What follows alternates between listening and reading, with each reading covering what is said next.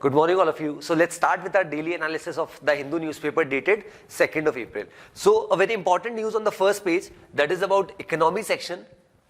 And what the title of the news says, March sees second highest GST collections of rupees 1.6 lakh crore. So the way our Indian economy is growing, उसका एक बहुत अच्छा example यहाँ फिर से हमें देखने को मिला कि पिछले साल भर का अगर हम देखें तो हमारा एवरेज जो जीएसटी टैक्स कलेक्शन रहा है वो 1,40,000 करोड़ से ज्यादा रहा है। और यही चीज अगर हम मार्च की बात करें, जो पिछला महीना यहाँ पर गया मार्च 2023, तो हमारा जो मंथली जीएसटी टैक्स कलेक्शन था, जो हमारे देश का इनडायरेक्ट टैक्स है, दैट इज उसने क्रॉस किया 1,60,000 crore.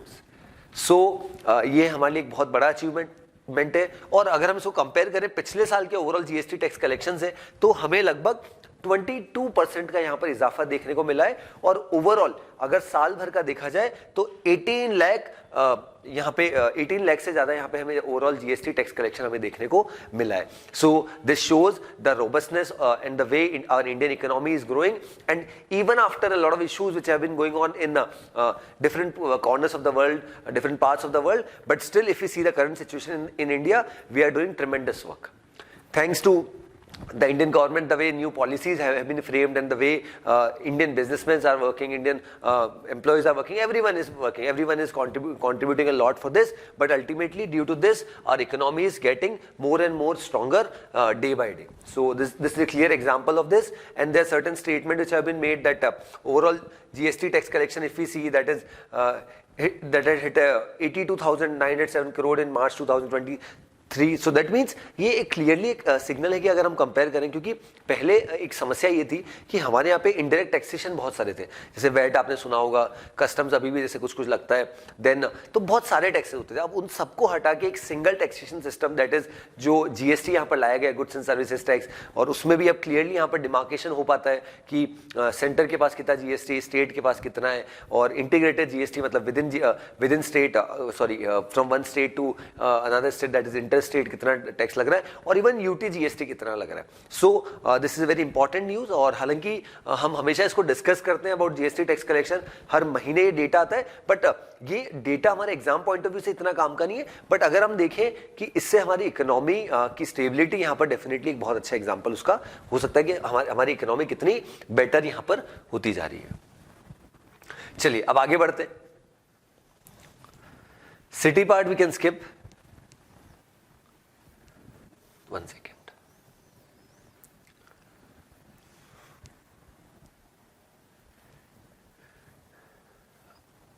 Okay, so on the state news, this news that is about Karnataka, that is Bandipur completes 50 years as Project Tiger reserves traces legacy to maharajas. So Project Tiger जो हमारी late prime minister Shrimati Indira Gandhi ji के द्वारा launch किया गया था 1 अप्रैल 1973। सो कल के दिन हमने उस 50 साल इसको कंप्लीट किए, और यहाँ पे बांदीपुर टाइगर रिजर्व की यहाँ पर बात की जा रही है, जो कर्नाटका में बांदीपुर टाइगर रिजर्व, जो इन टर्म्स ऑफ अगर फ्लोरा फौना, अगर हम पूरा ओवरऑल उसका इकोलॉजी देखें तो बहुत शानदार तरीके से उसको मेंटेन किया गया। और यहाँ पे इस पर्टिकुलर न्यूज़ में ये भी बताया गया कि जो टाइगर थे, क्योंकि उस समय हमारी गवर्नमेंट का यहाँ पर डेफिनेटली बहुत बड़ा फोकस था कि टाइगर का कंजर्वेशन यहाँ पे बढ़ाया जाए, बिकॉज जिस तरीके से टाइगर्स का की हंटिंग हो रही थी, पोचिंग हो रही थी, तो इसी वजह से टाइगर्स की पॉपुलेशन बहुत ज़्यादा ड्विंडल हो रही थी, बहुत ज़्यादा कम हो रही थी। तो उसी चीज को ध्यान में रखते हुए जो हमारी देन गवर्नमेंट ने प्रोजेक्ट टाइगर लॉन्च किया था, और उसी के अंतर्गत अगर हम देखें उस समय हमारे देश में केवल 12 टाइगर्स थे। मतलब 1973 में जब 1 अप्रैल को ये लॉन्च किया गया पूरा स्कीम प्रोजेक्ट टाइगर, और Bandipur Tiger Reserve was one of those reserves. So तब हमारे यहाँ पे केवल बांदीपुर टाइगर रिजर्व में 12 यहाँ पर टाइगर्स थे। बट आज जैसे जैसे ये पॉपुलेशन बढ़ी, बहुत अच्छी बात है, और जिस तरीके से जितने भी लोग वहाँ पर हैं जो पूरा उसको देख रेख करें टाइगर रिजर्व का, स्टेट गवर्नमेंट, विलेज, जो अड़ोस पड़ोस में जो विलेज है, आसपास में विलेज है, उन सबका एक बहुत बड़ा कॉन्ट्रीब्यूशन रहा कि अल्टीमेटली आज यहाँ पे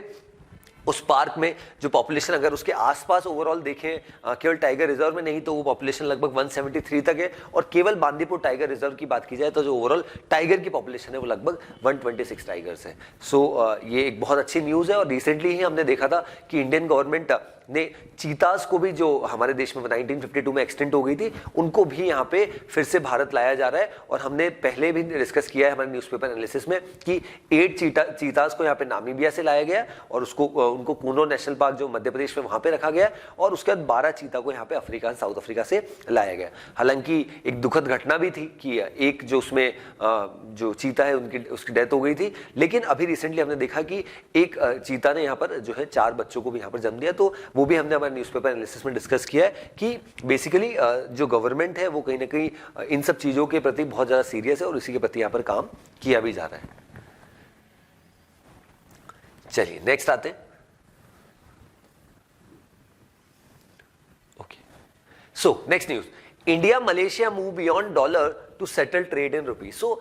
especially after COVID, if we see the situation, and not only after COVID, especially after this Russia-Ukraine war, देखिए सबसे बड़ा प्रॉब्लम क्या हो गया था कि क्योंकि यहाँ पर यूएस ने रशिया के ऊपर सैंक्शंस लगा दिए थे, और अगर यहाँ पे सैंक्शंस लगे तो आप डॉलर का पेमेंट अगर आप रशिया से कुछ ट्रांजेक्शन कर रहे हैं तो उसमें बहुत मुश्किल आ रही थी। अब ऐसे में यहाँ पर अभी हमने डिस्कस भी किया था कुछ दिन पहले कि इंडिया अब 18 कंट्रीज जैसे चिन्हित किए हैं, उनको आइडेंटिफाई किया है जिनके साथ रुपये में पेमेंट होगा। दैट मीन्स जो ट्रांजेक्शन होगा, कोई भी चीज खरीदी जाएगी, जनरली अगर हम देखें जो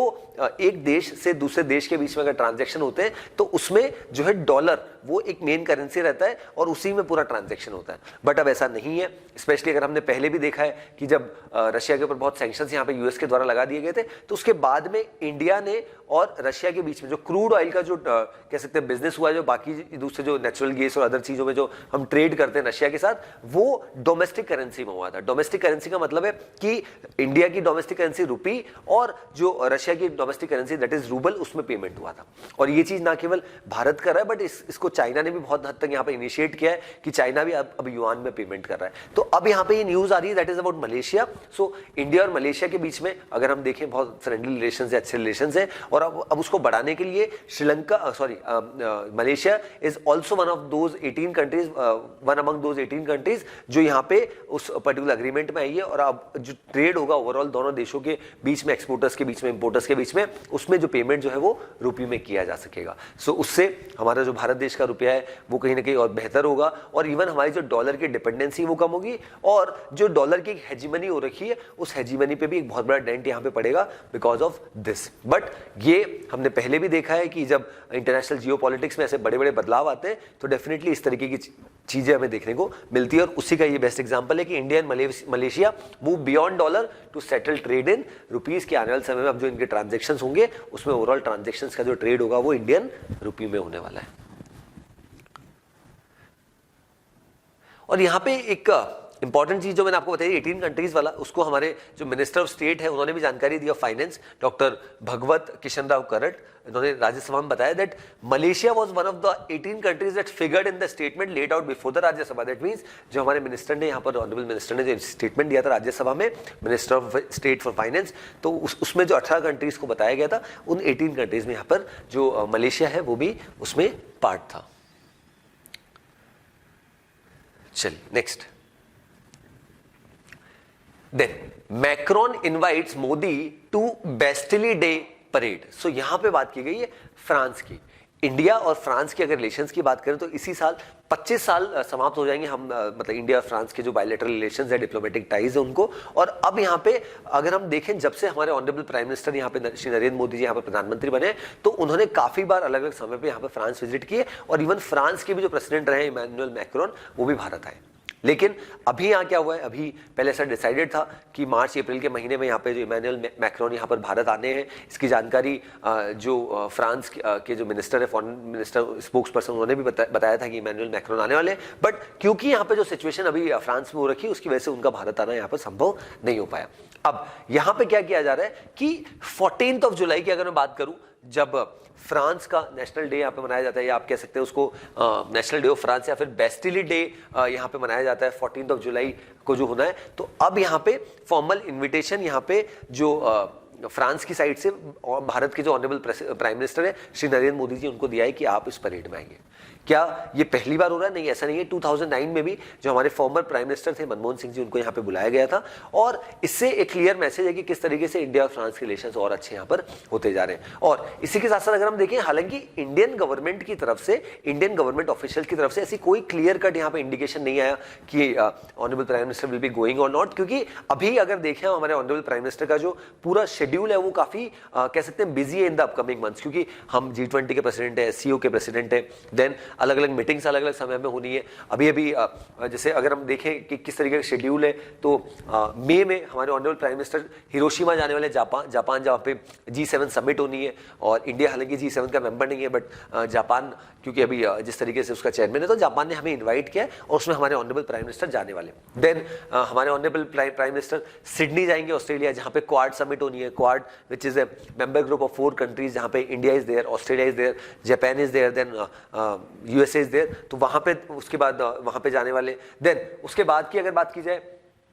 तो फिर भारत में SCO की मीटिंग होनी है, जहाँ पे बड़े बड़े लीडर्स यहाँ पे आने वाले। देन उसके बाद SCO के बाद अगर देखा जाए तो जिस तरीके से ब्रिक्स की समिट होनी है, तो और उसके बाद G20 की सितंबर 9 और 10 को भारत में होनी है। तो उस वजह से यहाँ पे ऑनरेबल प्राइम मिनिस्टर का जो पूरा स्केड्यूल है वो काफ़ी बिजी है। तो इसी वजह से हमने क्लियरली यहाँ पर फ्रांस को अभी नहीं बताया कि whether prime minister Modi will be going और नॉट, बट हाँ डेफिनेटली एक इन्विटेशन, फॉर्मल इन्विटेशन जरूर यहाँ पे हमारे ऑनरेबल प्राइम मिनिस्टर को मिला है कि जो बेसिली डे परेड जो 14 जुलाई को होनी है, तो उसमें आप सादर आमंत्रित हैं। So this was about this news, जहाँ पे बताया गया है कि क्या हुआ है। और अल्टीमेटली ये बहुत इंपॉर्टेंट है, अगर आपके एग्जाम में क्वेश्चन आता है कि 2023 में किस देश के साथ भारत ने अपने डिप्लोमेटिक टाइज को 25 साल कंप्लीट किए, 25 इयर्स कंप्लीट किए, तो करेक्ट आंसर इज फ्रांस। ठीक है, चलिए आगे बढ़ते हैं। Okay, next. So what the title says, defence exports have touched all time high of 15,920 crore, said by Rajnath Singh ji. So ये हमारे लिए बहुत गर्व की बात है कि जब एक समय पे ऐसा था कि हमारा जो देश है वो इंपोर्ट, दैट इज अगर डिफेंस की बात की जाए तो बहुत ज्यादा हमारी डिपेंडेंसी थी फॉरेन कंट्रीज पे। स्पेशली हम रशिया से काफी इंपोर्ट करते थे, इजराइल से, US से, जर्मनी से, फ्रांस से, बहुत सारे देशों से हमारी डिपेंडेंसी थी। हाँ, क्या हमारी डिपेंडेंसी खत्म हो गई? बिल्कुल नहीं हुई है, क्योंकि रिसेंटली जो सिप्री रिपोर्ट आई है जो स्टॉकहोम स्वीडन यहाँ पे रिलीज करता है, उसमें भी ऐसा है कि इंडिया सबसे बड़ा इंपोर्टर रहा पिछले सालों में। बट फिर भी अगर हम देखें तो हमारा जो इंपोर्ट का जो प्रतिशत है वो कहीं ना कहीं कम हुआ है। और एक और अच्छी चीज हुई है कि अब हमने हमारा जो पोर्टफोलियो उसको डाइवर्सिफाई किया है। राइट, पहले हमारी जो डिपेंडेंसी रशिया पे होती है लगभग 75% 80%, उसको कम करके हम लगभग 67-68% पे यहाँ पे लाए। सेकेंड थिंग, अब अगर यहाँ बात की जाए तो ना केवल हम यहाँ पे केवल इंपोर्ट के जरिए यहाँ पे काम कर रहे हैं, बट इवन अब अंडर आत्मनिर्भर भारत मिशन जो हमारे ऑनरेबल प्राइम मिनिस्टर का विजन रहा है, उसके अंतर्गत हम काफी सारी चीजें यहाँ पे हमारे देश में बना रहे हैं। सबसे बड़ा एग्जांपल इसका ब्रह्मोस मिसाइल है, जिसके हमें काफी ऑर्डर्स भी मिले। हमने फिलीपींस को पहला ऑर्डर दिया था $375 मिलियन का, और बाकी सारी काफी कंट्री से बातचीत चल रही है किस तरीके से ब्रह्मोस मिसाइल हम उनको देंगे। अब यहाँ पे क्या हुआ है कि हमारे जो डिफेंस मिनिस्टर है राजनाथ सिंह जी, उन्होंने इसकी जानकारी दी है कि पिछले साल का अगर हम देखें अप्रैल 2022 से मार्च 2023, दैट मीन साल भर का समय जो फाइनेंशियल ईयर है, उसमें हमारे देश का जो डिफेंस का एक्सपोर्ट रहा that has crossed more than 15,920 crore. So ये क्लियर इंडिकेशन है कि इंडिया किस तरीके से यहां पर डिफेंस में एक समय पे बहुत ज्यादा इंपोर्ट पे डिपेंडेंसी रखता था, अब वो काफी कम हुई है। और ना केवल कम हुई है, अब हम खुद अंडर आत्मनिर्भर भारत ना केवल खुद के लिए यहां पर बना रहे हैं under self reliant India, but even हमारे द्वारा जो यहां पे डिफेंस के इक्विपमेंट्स बनाए जा रहे हैं उनको हम एक्सपोर्ट भी कर रहे हैं। So this was about this news, जहां पे हमारे जो ऑनरेबल डिफेंस मिनिस्टर हैं उन्होंने बताया कि ऑल टाइम हाई अगर कंपेयर किया जाए पिछले कुछ समय से, तो उसमें बहुत अच्छा उछाल हमें देखने को यहाँ पे मिला है। So this was about this news. उसमें कौन कौन कंट्रीब्यूट कर रहा है यहाँ पे बताया गया। Dornier 228 155 mm advance towed artillery guns, BrahMos missile, Akash surface to air missile, radar simulators, mine protected vehicles, armoured vehicles, Pinaka rocket launch system, ammunition, thermal imagers, body armour and others. काफी सारी चीजें, ऐसा नहीं है कि हम एक आध के ब्रह्मोस ही यहाँ पर एक्सपोर्ट कर रहे हैं, बहुत सारी चीजें ऐसी है जो यहाँ पे हम अलग अलग देशों को एक्सपोर्ट कर रहे हैं। चलिए next.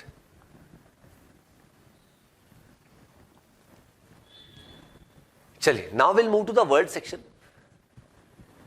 So what the title of the first news says, Trump shocked but ready to fight charges against him. So यहाँ पे अब यूएस के जो फॉर्मर प्रेसिडेंट है 76 year old, that is Donald Trump, जैसा हमने कल भी डिस्कस किया था हमारे न्यूज़पेपर एनालिसिस में कि यूएस के 200 साल के इतिहास में पहले ऐसे यहाँ पे प्रेसिडेंट बने या फॉर्मर प्रेसिडेंट बने जिनके ऊपर क्रिमिनल चार्जेस लगे।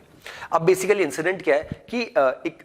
एडवोकेट है, प्रोसिक्यूटर है, उन्होंने यहाँ पर एक नोटिस दिया और जो यूएस में मैनहट्टन में जो ग्रैंड जूरी होती है जिसमें लगभग 16 से 23 लोग होते हैं और उसमें मेजोरिटी 12 लोगों की चाहिए, तो उसमें यहाँ पर ये इंडिकेट किया गया कि हाँ डोनाल्ड ट्रंप के ऊपर क्रिमिनल चार्जेस हैं और हालांकि इसकी पूरी इन्वेस्टिगेशन होगी और अभी कुछ ऐसा नहीं है कि उनको जेल जाना पड़ेगा, वो कुछ भी नहीं, बट हाँ उनके द्वारा एक सहमति दे दी गई है जो यहाँ पे चार्जेस लगाए गए by the prosecutor, public prosecutor. अब यहाँ पे हुआ क्या है कि बेसिकली डोनाल्ड ट्रंप के ऊपर ये जो कंट्रोवर्सी है that is about paying a hefty amount of $130,000 to a female porn star। और उन्होंने जब 2016 का इलेक्शन यहाँ पे था तब वो जो पॉर्न स्टार है उनका ऐसा मानना था कि उन्होंने वो काफी सारे मीडिया आउटलेट्स पे यहाँ पे जा रही थी, जो मीडिया हाउसेज है वहाँ पे जा रही थी और उसकी शिकायत करने जा रही थी किसकी, डोनाल्ड ट्रंप की, कि उनके 2006 में 2006 में लगभग 10 साल पहले डोनाल्ड ट्रंप के साथ रिलेशंस थे। ऐसे में उसका एक बहुत बड़ा इंपैक्ट यहाँ पे हो सकता था इलेक्शंस पे, तो डोनाल्ड ट्रंप ने उस चीज को रोकने के लिए एक बड़ा अमाउंट $130,000 का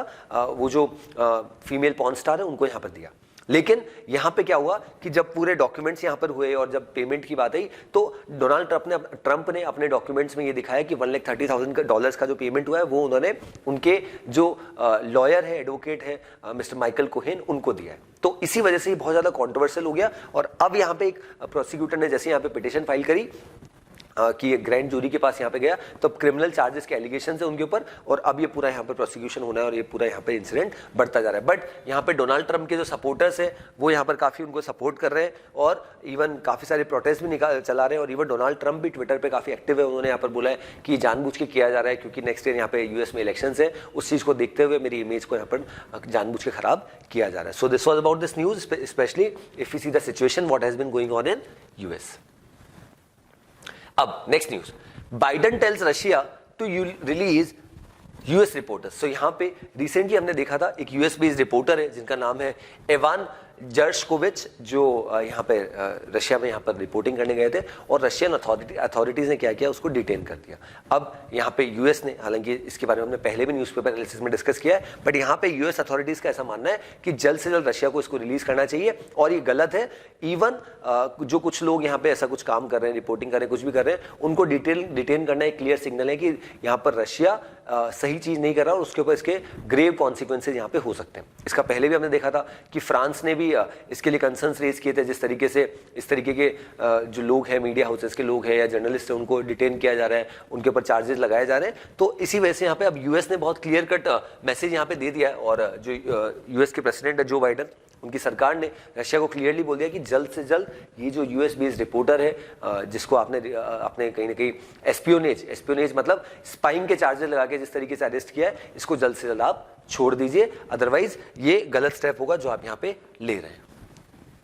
then next news is about Pakistan. Pakistan posts highest ever annual inflation, stampedes for food and kill at least 16। सो पाकिस्तान की आज की सिचुएशन ये है कि कंज्यूमर प्राइस इन्फ्लेशन का बेसिकली मतलब होता है महंगाई दो तरीके से आप जज कर सकते हैं, एक होता है होलसेल प्राइस इन्फ्लेशन और दूसरा होता है कंज्यूमर प्राइस इन्फ्लेशन। और consumer price inflation basically market में कितनी महंगाई है उसको यहाँ पर डिनोट करता है। अब यहाँ पे करंट सिचुएशन की अगर मैं बात करूं तो कंज्यूमर प्राइस इन्फ्लेशन पाकिस्तान में 35% से ज्यादा हो चुका है। अगर हमारे देश की बात की जाए लगभग 6.5 से 7% है, बट वही पाकिस्तान में 35% से ज्यादा यहां पर हो चुका है। इसी वजह से लोग काफी वहां पर दुखी है और काफी प्रोटेस्ट भी यहाँ पे सरकार के खिलाफ यहाँ पे करना चाहते हैं, बट ये चीज जनरली हम पाकिस्तान में देखते नहीं कि लोग सड़कों पे आ गए या प्रोटेस्ट कर रहे हैं, ऐसा देखने को कम मिलता है। अब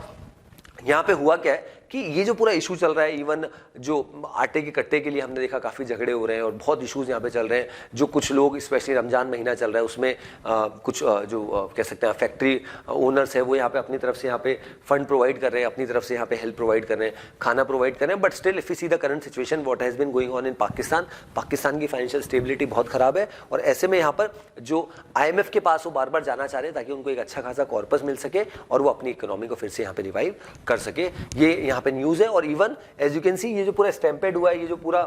इंसिडेंट हुआ है उसमें लगभग 16 लोगों से ज्यादा की यहाँ पर जान चली गई है। भगदड़ यहाँ पे जिस तरीके से मचती है और बार बार ये जो कह सकते हैं कि जो फ्री राशन और जिस तरीके से दिए जाते हैं उसमें इतनी भीड़ एकदम से पहुंच जाती है, डिमांड बहुत ज़्यादा है यहाँ पे बेसिक नेसेसिटीज़ की, बट उसकी सप्लाई नहीं हो पा रही, उस वजह से यहाँ पे ये सब इम्पैक्ट यहाँ पे देखने को मिल रहा है।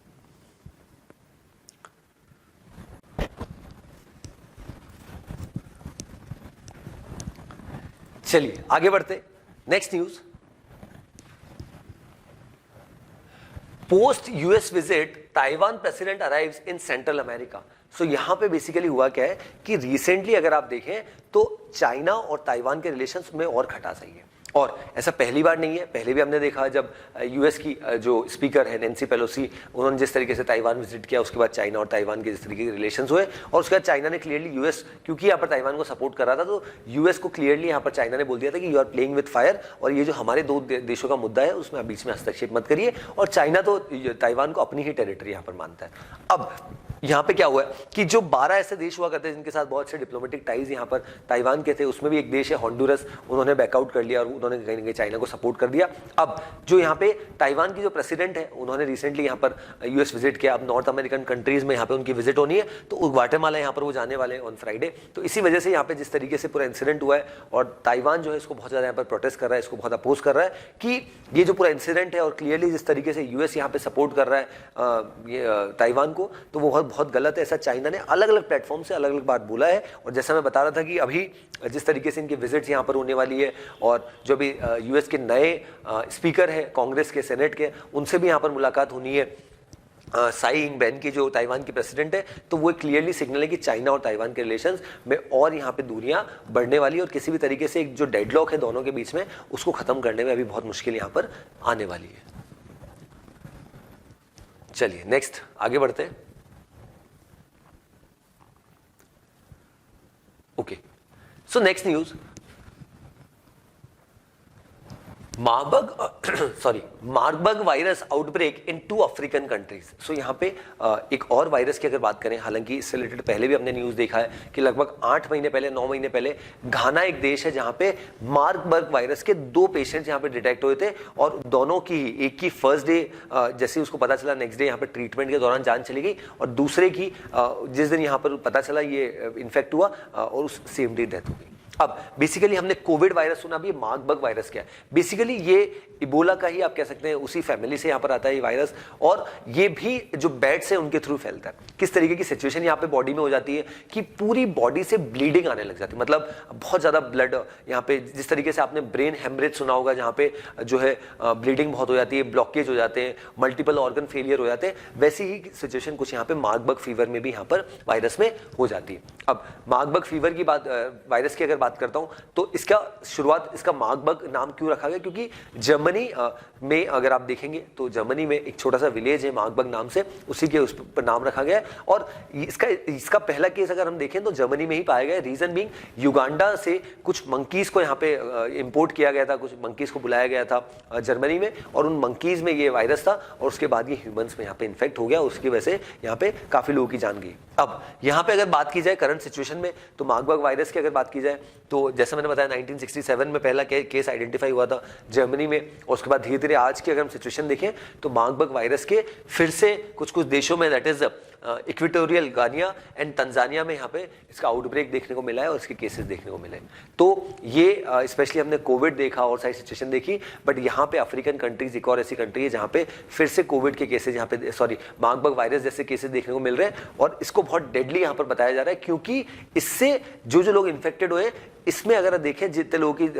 लोग इन्फेक्ट हुए और जितने की जान जा रही है, दैट इज 50% है। दैट मीन्स अगर 100 लोग इससे इन्फेक्टेड हो रहे हैं तो उसमें 50 की यहाँ पर जान जा रही है, और बहुत ज़्यादा सीवियर ब्लीडिंग हो जाती है, और लगभग जैसे ही कोई पर्सन इससे इन्फेक्ट होता है 2 दिन से 9 दिन तक का समय लगता है, तब वो पता चल पाता है। और ना तो हमारे पास अभी डिटेक्शन के लिए कुछ इसके लिए कोई किट है, और ना ही इसके लिए वैक्सीनेशन के लिए हमारे पास कोई किट है या कोई प्रोसीजर है, बट सिंपल जो नॉर्मल जो हम चीज़ें करते हैं, और जिस तरीके से ब्लीडिंग को रोकने के लिए जो नॉर्मल मेडिकेशन होता है, उसी को यहाँ पे किया जाता है। सो इसके लिए ना हमारे पास वैक्सीन है, इसके लिए ना हमारे पास कोई प्रॉपर बेटर ट्रीटमेंट है, बट स्पेशली जो वेस्ट अफ्रीकन कंट्रीज है वहाँ पे इसके केसेस देखने को मिल रहे हैं। हमने घाना में देखा, और अब यहाँ पे जो इक्वेटोरियल गिनिया है और तंजानिया है उसमें भी यहाँ पर केसेस देखने को मिले।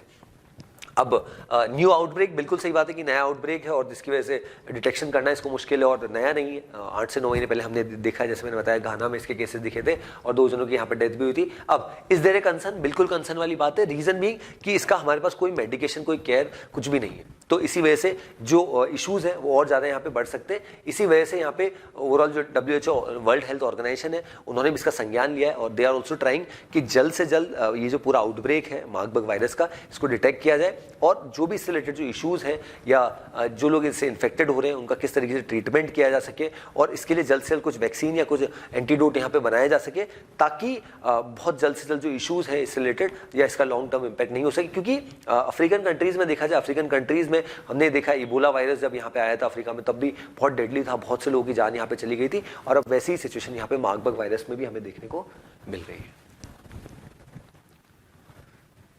चलिए आगे बढ़ते हैं।